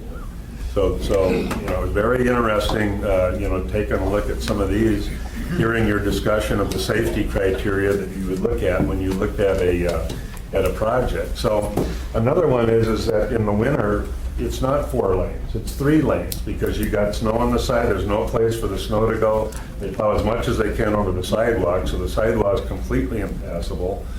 The poles are there, so you can't get in and clear the snow even if you wanted to, and so it encroaches on the road. So then we're down to 3 lanes, but everybody was used to it being 4 lanes, so everybody's looking for the 4th lane, so it's a complete free-for-all. So, I mean, there's some really, and of course, all of this is really accelerated when we get an event at the Sullivan Arena. So, all of those, really beg for looking for an answer. So, we looked at this, and it's a major thoroughfare. We know that. We've got 25,000 people a day going through this, and I put a chart on your desk here that is this one on the bottom of your paperwork. You're going to find this chart with the little blue dots. And it's interesting because what you see from this is that We have the same level of traffic today on Gamble Street that we had in 1993. 20 years ago, we've got the same level of traffic. So even if you went back to, and this is the data from DOT, if you went back to 85, it's a 0.6% a year increase if you go back to that. But in the last 20 years, it's been stable. Now, part of this downturn, you see, we think this is directly a reflection of the work that you all have been doing to try to take some of that congestion to Elmore and Martin Luther King Street and, you know, some of the other bypasses that you've done and the stuff that you've worked on, we think is starting to have a beneficial effect. So, you know, this is probably a pretty good, you know, planning level to go with. And then what happened is Kittleson came in then and they did an additional, we thought there'd be really current data available, but there wasn't. So they came in and for 2 weeks they did 24/7 analysis of the traffic going through, traveling speeds, stopping at the intersections, and everything like that, because we knew that if we were going to put forward any of these proposals, we were going to have to show the data that anything we came up with, that it was going to work, that it was not going to increase traffic congestion on the road. So when we get into this, and in a minute I'm going to turn it over to Jim here to say what their findings they found of level of service at the intersection. But what they did is the assumptions that we made were a 1% increase in traffic up to 2035. That was the planning horizon that we used, even though this data shows it's leveling off. So what you're going to see, the conclusions that came in this study are actually very conservative, because we did propose, you know, using that increase in traffic of 1% a year. So the preferred alternative that we came out with, this is the existing, you've got 4 lanes with a 6-foot sidewalk. What we looked at is making this 3 lanes, full 11-foot travel lanes, 3.5 feet for snow storage where you can put snow, a 9-foot sidewalk, you know, probably the snow will encroach a little bit on the sidewalk, but that gives us a place from the sidewalk to put the snow to until it can get cleared out. So that's part of it. And then way down the road, if highway to highway gets built or something else, a major diversion, this would work 2 travel lanes, 2-way traffic with parking. So, you know, that would be what, 30, 40 years out, we do, you know, something with highway to highway. So this is what it would look like. And part of it is we're looking at any landscaping or any lighting or anything is going to be on the outside of the sidewalk so that we can get in there and do snow removal. There's quite a bit of discussion about this, and, you know, should we have a bike lane? But, you know, we had Aves Thompson was at our meetings, and we had representatives of DOT and also the municipality planning looking through this. So, you know, usually people would say, well, let's put a bike lane and shrubbery out here and everything. We said, no, this is a major thoroughfare. You're not going to put that kind of traffic on there. But we can make this improvement and still make these sidewalks work by keeping, you know, this out this way, and any lighting. Did quite a bit of discussion. We use standard lighting. We don't need to use fancy poles so that it's easy for DOT to replace and maintain them. So the other thing that, you know, this is, we're trying to get something, if we can do this, we're trying to meet this time schedule that you talked about. 2015 is the repaving of Gamble when it's going to go through. If we can get the funding to do the sidewalks and underground the utilities, then it makes sense to do it all at once. You save time on procurement and mobilization, and also just disruption of the businesses. If you got to go back and do this 2 or 3 times and block everything off, it's just going to be a lot more efficient to do it. So, Jim, would you address some of the level of service issues, findings that came? And they're actually on the board behind you, and I think you can just turn around and see them. It's major intersections that I think Paul said most of it. I think the analysis showed that the existing condition was level of service C on average through the corridor. And in 2035, I think there was only one intersection that needed some improvements of a left turn lane, and that was 15th and Gamble. So, you know, the 1% growth rate we assume based on no highway to highway, and it shows, you know, reasonable level of service, worst case D in 2035 for the intersection. So, you know, that was key to, you know, fitting these improvements into the right-of-way, potentially, with some exceptions at, at intersections for curb ramps or for turn lanes in a few locations, but it's pretty compelling that, we have this room, we have a space issue, and we can fit a cross-section in there that will serve peds and autos and get the utilities underground if we can get the funding. So, there's not a big story there. We did a traffic analysis, and it looks like the performance will be fine with a 3-lane, and we've committed to do a little bit more work to do some simulations and some sim traffic work to compare those and show that to DOT and give a little bit more confidence that this thing will operate in the 3-lane configuration. And then the forward compatibility is good. We got the curbs in the right spots, so you can reduce the snow or remove the snow storage and add some on-street parking in the future. So that's sort of a bonus, if you will. That's really all I had. And I just want to make one more point to point it out. The reason I wanted you to see these maps, so you go down here, here's Gamble and Ingra, here's where they meet, here's the Sullivan Arena. Now look at this traffic from Fireweed and Benson. We're backed up. We've got solid traffic all the way back to First National Bank and the Sullivan Arena, backed all the way up. So this is maximum flow time. Now go back, look at the intersections in Fairview back here. You have no more than 10 cars at any intersection. It's just obvious. This is not where the congestion is. It's over here. And I know there's a midtown congestion project that's being looked at, but, and that's when we took it to Aves Thompson at the Trucking Association, and he said, look, we checked with some of his members. He said, this will work. This is not where the congestion is. But if you put anything over the road, minimum 18 feet clearance, because this is one of the few high-load roads that you can take a load out from the port and get out here and get down and deliver it. So the only place we might do that, and this will be the last thing I'll bring up and then open it for questions, what we looked at, there's a lack of parking at the Sullivan Arena. And so part of the problem, everyone coming from Midtown comes down Ingra, has to turn left on 15th, double back down and come back down. Well, that's doubling the traffic congestion during an event. If we can put a parking structure here where the Aces is and where that strip joint that's for sale down there now, if we can put a parking structure there, people can turn directly in from Ingra and directly out on Gamble. And that's going to relieve a lot of the congestion during the Sullivan Arena event. So we're working with the Community Development Authority on that and some other developers, the ACES, to see if we can put that together. So I guess I just would leave it at that and take any questions that you have. We want to make sure that we understand this is a concept at this point. And DOT has asked for additional data, the original data that Kittleson did and Jim Held are going through that, and I know, Stephanie, you also have some questions about this, but, we're at this stage, and so we wanted to let you know early on, and we're trying to make that 2015 deadline, if we can do it, so that it's more efficient to have it all done at once. Joe, do you have bus service? Is there any plans for it? Time pieces, not right now.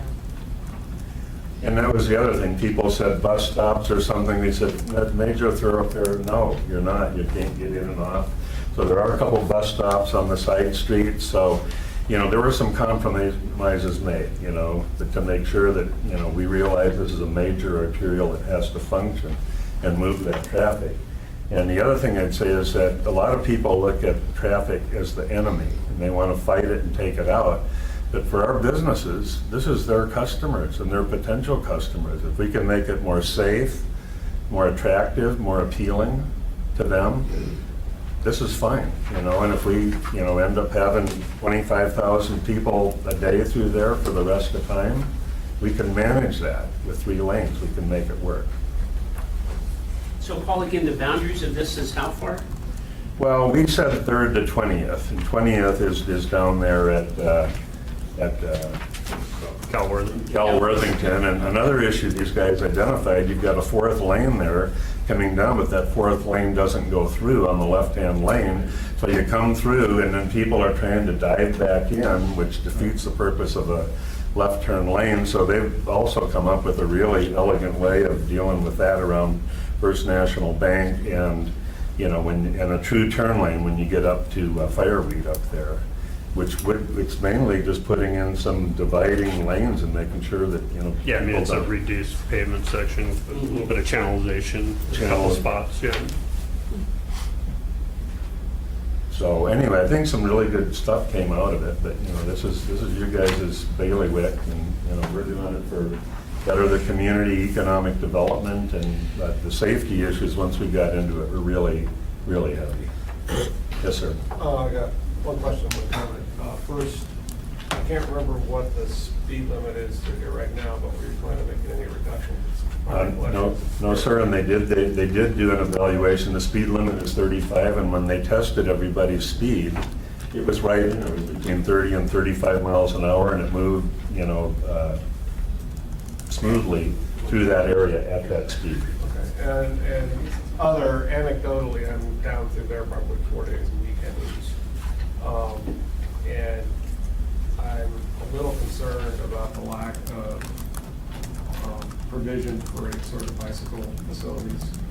That neighborhood, for lack of a better term, is somewhat economically depressed and probably is one of the highest concentrations of bicycle uses anywhere. And if you go down there, it's sort of a free-for-all of people running up and down, because you're right, the facilities are lacking. And while I think our bicycle plan's right to move stuff left and right to get it out of there, there's still businesses along there, and you can continue to develop businesses along there that attract bicycle users. So I think while we may not look at it from a transportation thoroughfare standpoint as far as getting from point A to point B, I think we're probably at least going to have to consider it further. If you can come up with a brilliant way to solve that, I mean, that's Part of our discussion, we're putting in 9-foot sidewalks, or we're proposing that, and there's, you know, I think in Anchorage, you're allowed to ride bike on the sidewalk. Not in Central business. Okay. Yeah. So we're not in the business district. Yeah, I'd Are we good say here? when you're outside the. You know, we talked a lot about the snow storage area. Well, and that's one of the issues is nowhere is the business district defined, and you can ride on the sidewalk. Yeah, it is defined. Yes, it is. Yes, Okay. it's defined in code. And there is some accommodation. I mean, we have the shoulders, the snow storage, snow won't be there in the summertime. We didn't want to call it a bike lane because we know it's not available year-round. So that's where we were going back and forth between separation, you know, grass. We went away from that, and we wanted to provide snow storage and widen the sidewalks. And so there's a trade-off there, but we didn't feel comfortable saying we're going to have a bike lane. But there is space. Are you planning on head facilities on both sides, even down south of 15? That's don't atrocious. know. Walking in that area? Yeah, there's definite need to connect, you know, some connectivity through there. Our study area was kind of 15. Yeah. And, you know, this is a cross-section for the tight 60-foot right-of-way here. When we get down here, we have, you know, more flexibility, and if we were to reduce the cross-section a little, then I'm sure you could fit a path in here, or. Yeah, there's another ADA landmine down here that's just horrible on the way down that street. I mean, it's just amazing. So, but Christopher wanted to say something. Just two things on that subject. The very specific conversation that occurred in the charrette process through the council and the business association on that section below 15th was that there's a substantial planning effort going on with the sports complex, the Chester Creek Sports Complex. And we realized that our initiative is going to go up to that point, and then if we put in some plan, it may in fact conflict with that plan, because they're looking at that whole complex. And so we dealt with the other side of the road, which is along the lane, which is FNBA there. We actually intentionally left that section, not without an intention of seeing it addressed, but ensuring that it's in collaboration with their needs, because their needs are a very high priority for the community. And then the bicycle transit issue is one that we also discuss very much. And we are a biking community. I bike everywhere. And so we have corridors that you had mentioned that are off of the main roads. And we've talked that Ingra is a better place, not Ingra, Hyder is a better place to send bike traffic. However, as they had mentioned, the 9-foot sidewalk starting at 9th Avenue, because the central business district is 9th Avenue and up, but from 9th Avenue to 15th and beyond, that is safe and legal for people to ride their bikes on the sidewalk. And we did pick the number 9 feet because it gives the pedestrian and the bike enough room to be co-located. And at this point, as you see the pictures, no one can use those facilities. And you wonder why it's a free-for-all? Because there's no way for people to safely and effectively utilize the facility that's in place. So we talked a lot about that. Yes. So, is it ACS that would have to vary the telephone? Well, it's ML&P has the electric lines, and I don't know, you can kind of see them. There's even some high voltage lines that are difficult to bury, but they say those are redundant.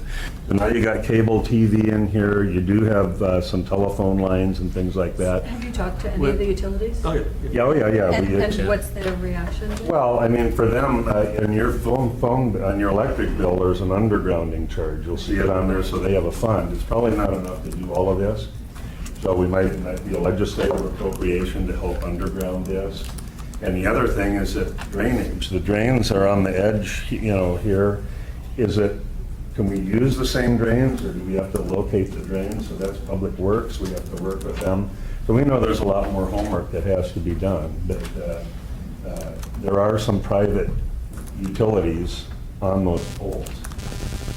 But when you put it in, they're not ready to put fiber optics in the channel or whatever it is. But I mean, it's. Well, Jim Posey, ML&P is a founding member of the Business Association. They've been in the conversation since before it was a conversation.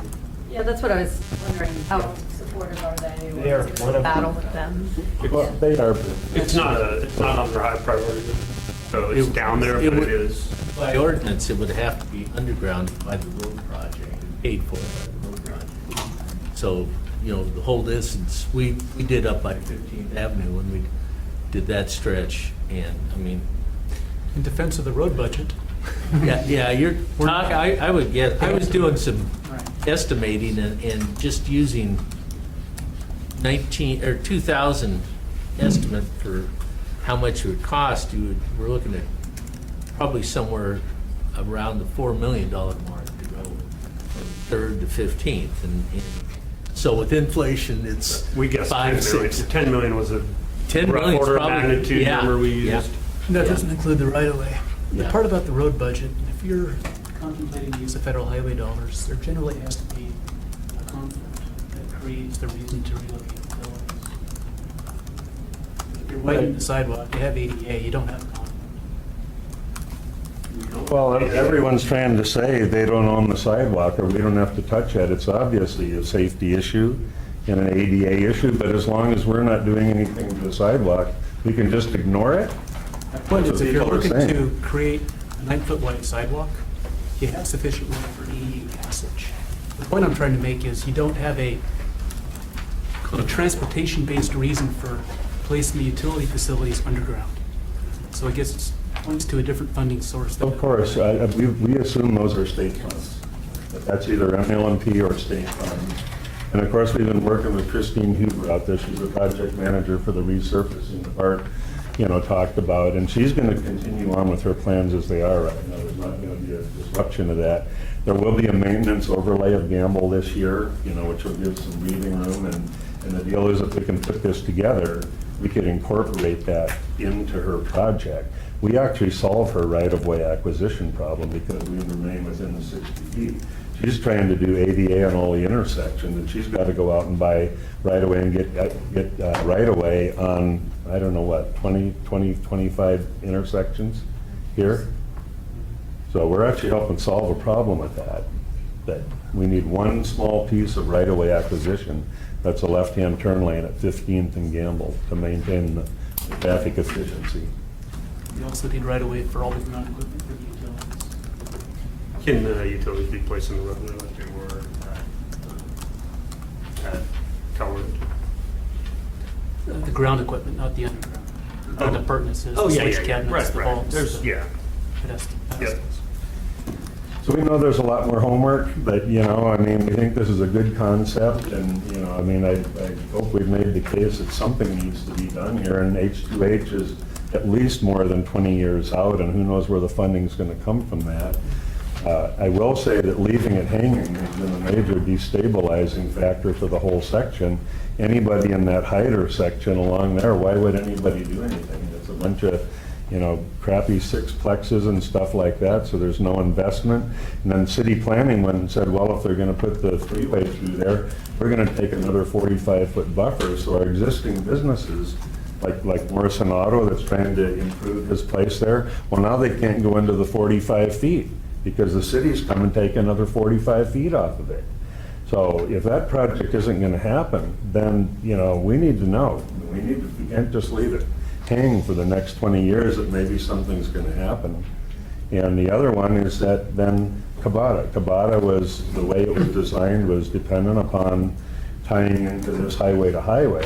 Well, if that isn't going to happen, then what's the plan? And we went and talked to Cabada and they said, oh, well, our EIS stops at 3rd Avenue. So, I mean, we know this is a central facility and it ties in with a lot of other things, but at some point, we're asking for some clarity, and so we can move ahead our businesses. It's not fair to them. Paul, thank you very much. I don't want to rush this along, but we only have about 5 minutes before. Okay. So are there any final questions, either from the committee or the public for Paul and the group? There's a document that really says so much of this and as a backup. We weren't able to do it. Teresa and I tried every way to get a print of the file. It was too big to send. They couldn't read the thumb drive. But anyway, we'll be sure you all get that. It has every intersection, all the data, all the crash history, you know, all of the other things. Thanks for your time. Thank you very much. That's it. Keep driving, Paul. Well, Yeah. Is there any other committee comments at this time? Make a couple real quick. Well, I'll defer one thing, never mind. The other, I just wanted to let folks know that we're going to do 3 Sunday tours this year. The first one is going to be coming Sunday, June 16th. Same schedule as we've always done, 11 a.m. to 3 p.m. Buses leave from the railroad headquarters building every half an hour, starting at 11. The last bus leaves at 3. Tours are about an hour. And we'll drive around the port, and then you get to go up on our observation deck and kind of watch what's going on the dock. Because it's Sunday, one of the days when the big container ships are in, so there's a lot going on. So it'll be June, this third Sunday of June, July, and August. So this Sunday will be the first one. If you haven't been to it, it's kind of neat. And we might feed you. We don't know. We feed people. That's it. If Mayor announces to take goodbye to Mr. Carr and thank you for your service.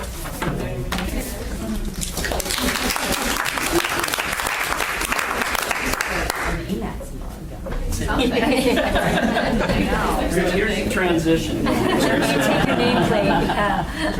Now you can Thank you very, very much. It's been an enlightening number of years. I appreciate the support that you've given us.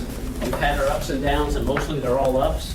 And it's really been a fun learning experience for me. And now I get to be on the other side and be a real test. So I'm looking forward to it. They're going to get worse. We're going to change it. Any other comments or good? About Bruce? No, but what a great modal link from Seaport Railroad to bus to port. You see, there it is, right there. 3 points. So the next scheduled AMATS meeting, policy committee meeting, is 2 weeks from today, and the technical advisory committee is next month, July 11th. And pending, that is my sister's due date for first nephew of my family. Actually, first child of my family. I'll be in AMATS. So depending around what happens in that time, I may or may not be here, but we'll see. So we'll see you next month.